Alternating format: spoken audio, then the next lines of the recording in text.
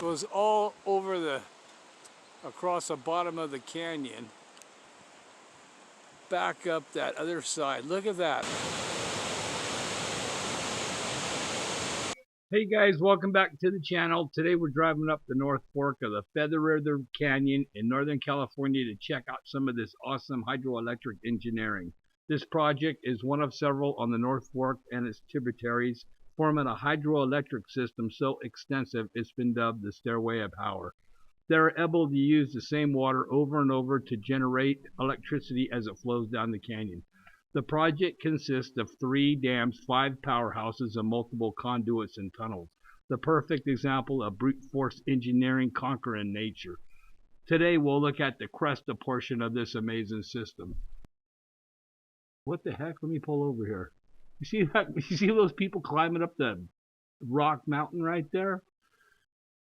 Alright, let's get back on the road. We'll head up to the reservoir where the aqueduct begins. Those people climbing the rocks will probably be there when we get back.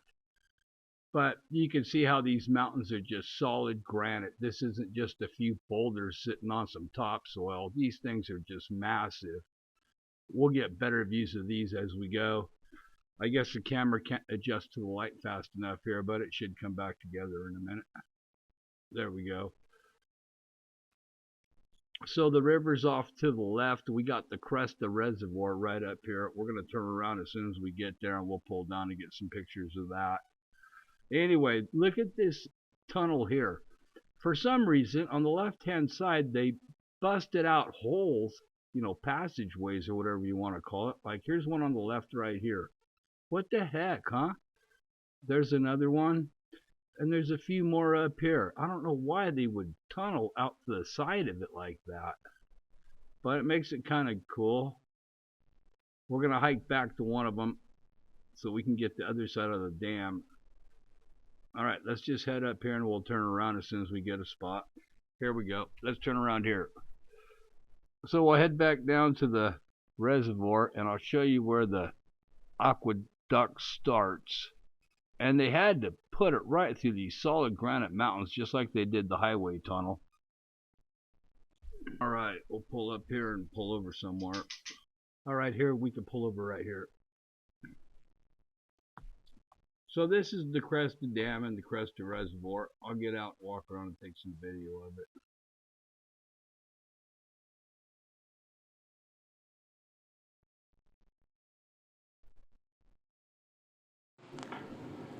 So here's the reservoir, and there's the dam. For some reason, you can't see much of it because they got all the gates closed and it's totally full of water right up to the top. I couldn't figure out why they would shut everything down like this and hold all this water back, but by the end of the video, we'll figure that out.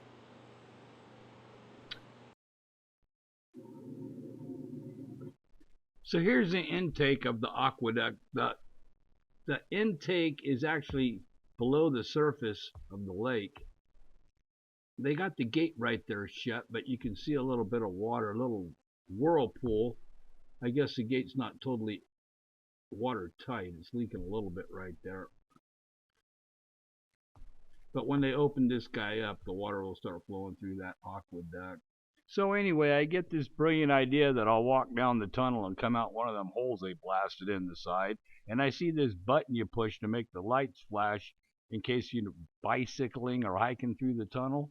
So I push the button and the lights start flashing and I start walking in there and all of a sudden a truck goes flying by me pulling a fifth wheel, almost hit me in the back of the head with the side view mirror. So I figure I better turn around and see if there's anything else coming, and another truck's coming through, so I had to get, you know, right up next to the side of the tunnel. And then instead of walking, I figured I better run through here before I get hit. So here's the back side of the dam. We did make it down the tunnel and out that hole they blasted in the side. So it looks like all the gates are closed, but water's still flowing out like crazy. I just thought maybe the thing is getting old and leaking, but when we got down to the powerhouse, we were able to talk to some workers, and they said they have to keep some water flowing through for the fish. The state won't let them turn it all off, which makes sense. You can't have a dry river, I guess. So anyway, we're going to head back up here to the tunnel. Look at these massive granite mountains, man. I wonder how much explosives it took them to blast this hole out of this solid granite mountain. So I get to looking around in here, and I notice they got kind of a drop ceiling right there. Let me show you the other end. You'll see it better. See how they went over the ceiling with that corrugated metal? I guess it's in case a rock falls off the top, it won't fall on the roadway and smash into a car. It'll, get diverted off to the side in there or something. I'm not sure, but there was no cars coming, so I got my ass out of there. And we'll get back on the road now.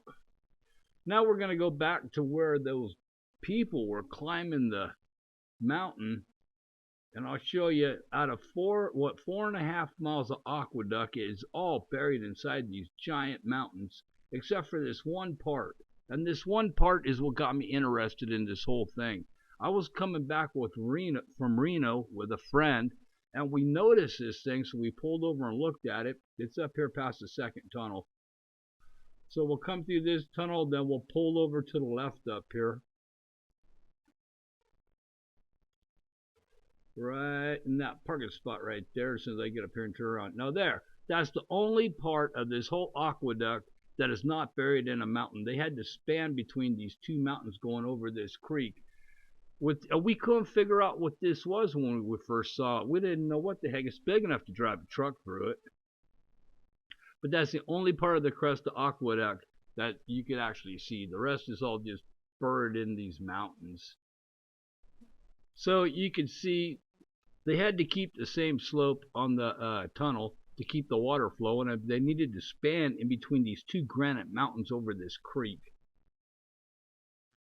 And this is how they did it. It might not seem like a big deal to do something like this today, but back in the time when they did it, this was, this is really something. It still amazes me today. Oh, so we're back. We're back at these people climbing this mountain. I decided to take some video of these two. There's two gals up here with ropes going straight up this granite mountain. I thought that was pretty cool. I'd get some video of that. So anyway, look at this mountain. These son of a bitches, they're just one big solid piece of granite.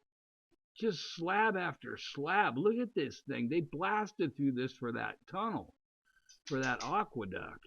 It's crazy. It's just not a couple big boulders of granite sitting on some topsoil. There's a slide that came down one of those layers. Looks like it slid off right through there. It broke off and slid down and blocked the road at some point. Okay, now these are called Penstocks, and they're just big tubes that come out of the aqueduct out of the side of the mountain up there, and they're going down to the Powerhouse. That big tunnel has enough water to fill up both of these. That's how big that tunnel was. There's enough water to fill up these, and these things are 12 foot in diameter.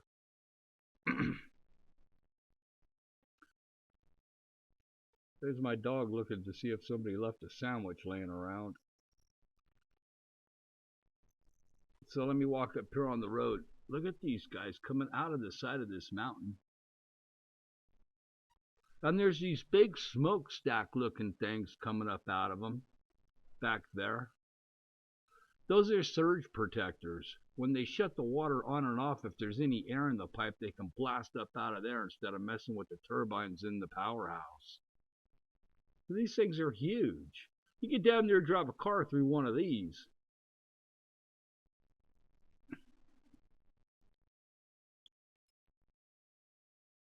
Walk across the road here and show you what it looks like coming out from the other side of underneath the highway.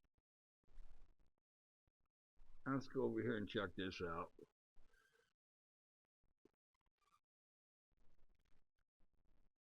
There's the powerhouse down there, and you can see these guys coming up from underneath the highway. Look at this crap. Can you imagine the pressure coming through those things? There's a 300-foot drop from the reservoir up there through the mountains and then out this other end. The water drops 300 feet over 4 miles, so it's got to build up so much pressure. But this thing can generate about 70 megawatts of power. Okay, so we're going to head down here to the powerhouse. There's usually a gate shut, but for some reason they left it open. There might have been a no trespassing sign, but I tried not to look. I'm sitting here deciding if I should go down there, and I said, yep, if the gate's open, we're going down. So we get down here, and this is when we find out why that all the gates in the dam were closed.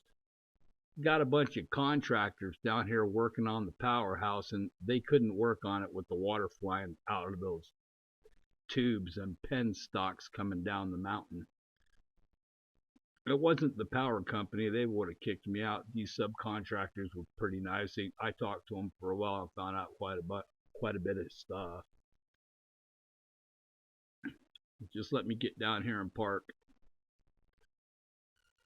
All right, so I'm checking out this powerhouse, and we got these workers up there, and I'm thinking, you know, they must be up there. They got their scaffold and stuff messing around. But then I noticed down in the water, I see some bubbles right down there below them. Right there, see those bubbles? Dude, there's a guy down there.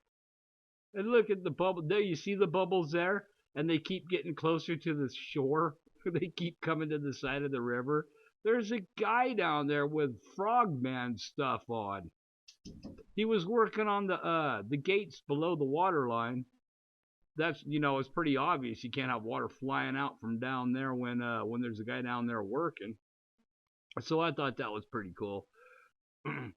He doesn't have regular scuba stuff on. He's got like deep sea diving. I don't know what it is, like the old, you know, 10,000 Leagues Under the Sea kind of stuff.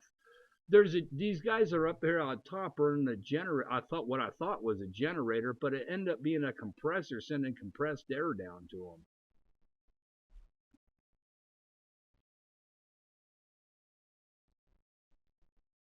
So anyway, he starts walking up the side of the riverbank here in a minute and comes out.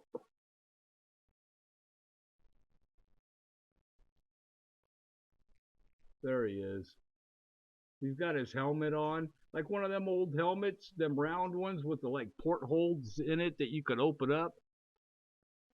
But a more modern kind. It's not like back in the 1800s or whenever the hell they invented those things. But yep, there he is. No wonder they didn't have those gates open and have water flying through through that Cresta aqueduct. Would have blown them 3 miles downriver. So that's going to be about the end of this video. I wish I could have showed you the water coming out from underneath there and the hum of the electric this power plant's making, but this is pretty cool ending. I was really surprised. I was kind of lucky to get here when they were working on it and see that guy coming out of there. I wasn't expecting that at all. Oops. If I could just hold the camera steady, you could see him take his helmet off. Anyway, so there's another reach of this system called the Belden reach. I'll throw a couple little clips of that on here. I'm going to do that one next. So hopefully if you like this video, you'll watch the next one. Look at this penstock. Comes out the top of this mountain, across this small valley or canyon, all the way up this other mountain, right back up, all the way to the top, through the mountain, out this other side, and down to the Belden Powerhouse. So anyway, thanks for watching my video. Hope you liked it, and that's all for now.